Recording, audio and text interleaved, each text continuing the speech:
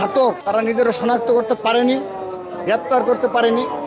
এটি হলো আমাদের মূল এজেন্ডা। আমাদের ঢাকা বিশ্ববিদ্যালয়ের একজন মেধাবী শিক্ষার্থীকে হত্যা করা হলো, অথচ তার মূল অপরাধী এখনো ধরাছোঁয়ার বাইরে। যে ছুরিকাঘাত করলো সে ধরাছোঁয়ার বাইরে। সে কারণে আমরা বারবার প্রশাসনকে যোগাযোগ করছি যে আপনারা আমাদেরকে আশ্বস্ত করুন, পরিবারকে আশ্বস্ত করুন। আমরা জানতে জানা পারি যে ছাত্র দলের একজন কর্মীকে হত্যা করা হয়েছে, সেহেতু এর পেছনে কোনো রহস্য রয়েছে কিনা, মূল অপরাধী কারা, তাদেরকে গ্রেপ্তার করতে হবে। এখন যদি সাম্য হত্যাকারীরা যদি বিচার আওতায় না নিয়ে আসতে পারে ইন্টারিম সরকার, তাহলে আপনারা চিন্তা করে দেখুন যে বাংলাদেশের অপর নাগরিক যারা রয়েছে তাদের সাথে যদি এর ধরনের কোনো অনাকাঙ্ক্ষিত ঘটনা তৈরি হয়, তাহলে তারা কি সঠিক বিচার পাবে? বিশেষ করে রাজধানীতে আইন শৃঙ্খলা রক্ষাকারী বাহিনীর খুব বেশি তৎপরতা লক্ষণীয় নয়, এবং এ কারণে প্রতিনিয়ত অনাকাঙ্ক্ষিত ঘটনা হচ্ছে। সবগুলো যে আপনার মিডিয়াতে আসে, সোশ্যাল মিডিয়া, সেরকম না। অনেকেই অনেক চিন্তার শিকার হয়, হয়রানির শিকার হয়, নির্যাতনের শিকার হয়, কিন্তু তারা এগুলো কিন্তু মিডিয়াতে আসে না, এবং এমনকি তারা থানায় গিয়ে প্রতিকারও পায় না। তো সেই ধরনের পরিস্থিতিতে আমরা কী করছি।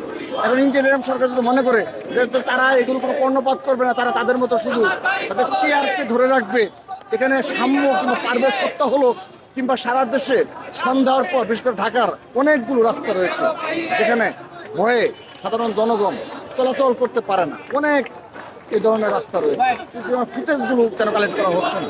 তারা বলছে সেখানে কাছাকাছি সিসি ক্যামেরা ফুটেজ যেগুলো রয়েছে সেগুলো নাকি মানে কাজ করেনি, আর কি এইগুলো বিভিন্ন ব্যাখ্যা দেওয়া হচ্ছে, নষ্ট অবস্থায় ছিল।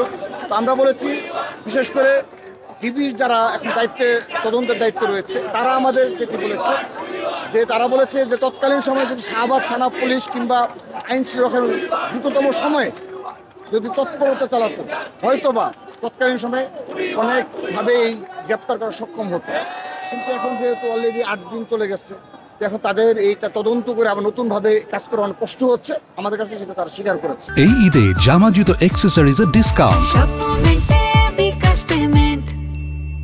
যে 3 জনকে গ্রেপ্তার করা হয়েছে, আমাদেরকে পুলিশের যারা তদন্তে রয়েছে তারা বলেছে তারা ওই সময় উপস্থিত ছিল, এটুকু নাকি তারা স্বীকার করেছে। কিন্তু হামলার সাথে কিংবা হত্যাকাণ্ডের সাথে জড়িত কিনা এগুলো তারা স্বীকার করছে বলে আমাদের অবগত করেন। এবং শাহবাগ আমরা মাত্র 2 দিন ব্লক করেছি। আজকে আমাদের আনুষ্ঠানিকভাবে আমরা আগের যে কর্মসূচি অনুযায়ী ধারাবাহিকতা, সে অনুযায়ী আমরা এই কর্মসূচি ঘোষণা করেছি।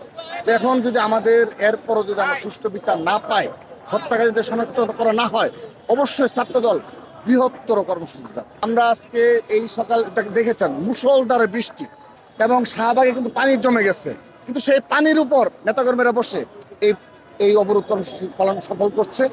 এবং আমরা আশ্বস্ত করতে চাই, অবশ্যই সাধারণ জনগণের কিছু দুর্ভোগ পোহাতে হচ্ছে, কিন্তু তারপরও এটুকু মেনে নেওয়ার জন্য অনুরোধ জানাচ্ছি। এই কারণে যে আমরা আমাদের ভাইয়ের হত্যা বিচার চাই, তা না হলে আগামীতে এ ধরনের আরও অনেক ধরনের অনাকাঙ্ক্ষিত পরিস্থিতি সৃষ্টি হতে পারে, যেগুলো পরবর্তীতে এই গভর্নমেন্ট ট্যাকেল দিতে পারবে না।